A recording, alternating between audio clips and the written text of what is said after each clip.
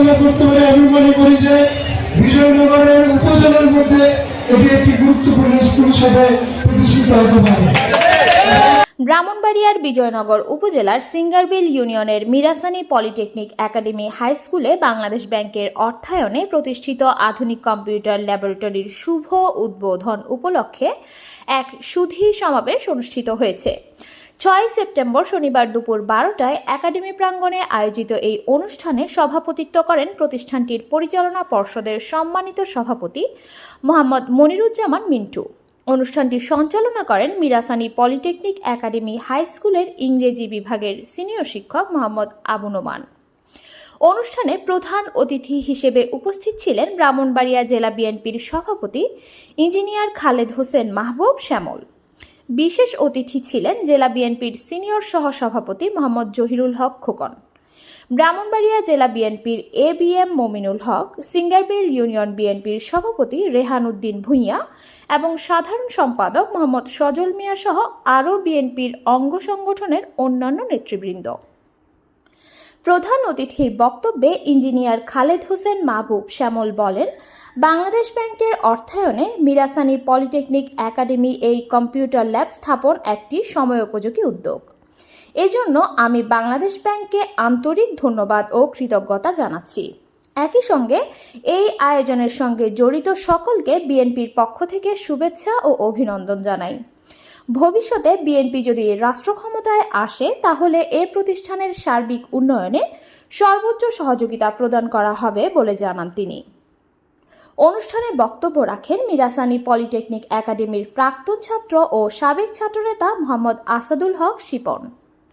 সুধী সমাবেশে স্থানীয় শিক্ষার্থী, শিক্ষক, অভিভাবক ও রাজনৈতিক নেতৃবৃন্দ প্রায় 5 শতাধিক ব্যক্তি উপস্থিত ছিলেন। অনুষ্ঠান শেষে দোয়া ও মোনাজাতের মাধ্যমে এর সমাপ্তি ঘোষণা করা হয়।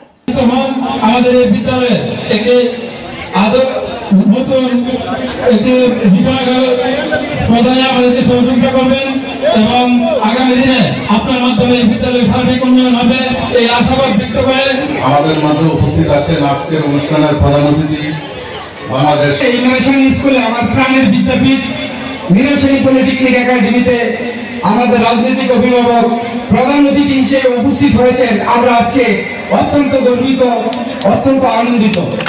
আমরা আশা করব এই তিতাস পূর্ববঙ্গের সর্বোচ্চ বিদ্যাপীঠ মিরাসানি পলিটেকনিককে একটি আধুনিক বিদ্যাপীঠ হিসেবে রূপান্তরিত করার জন্য আমাদের প্রিয় অভিভাবক জননেতা ইঞ্জিনিয়ার খালেদ হোসেন শ্যামল ভাইয়ের জন্য জাতীয়তাবাদী দল বিএনপির কেন্দ্রীয় অর্থনৈতিক বিষয়ক সম্পাদক এবং ব্রাহ্মণবাড়িয়া জেলার সম্মানিত সভাপতি জনাব ইঞ্জিনিয়ার খালেদ হোসেন মাহবুব শ্যামল ভাই, আসলে এই ফ্যাসিস্ট সরকারের আমলে 15 বছর এই স্কুল তৈরির জন্য একটা টেসিস করা হয়েছিল। এই স্কুলের আমরা যারা ভিন্ন আওয়ামী ছাড়া যারা আমরা ভিন্ন মতামত বিবর্তন ছিলাম, কেউ এখানে এই স্কুলের মেধাবী পর্যন্ত স্থান পাই। বিজয়নগর এবং সদর 3 থেকে নির্বাচন করার প্রত্যাশা রাখেন আজকের সভার প্রধান অতিথি ইঞ্জিনিয়ার খালেদ হোসেন মাহবুব শ্যামল। দীর্ঘদিন পরে বিএনপির ভারপ্রাপ্ত চেয়ারম্যান জনাব তারেক রহমান ঘোষিত রাষ্ট্র কাঠামো মেরামতের 31 দফা বাস্তবায়নে লিফলেট বিতরণকালে আজ সিঙ্গারবিল ইউনিয়ন অংশগ্রহণ করেছে, 101 জন পাশ করেছে, বাকি 34 জন।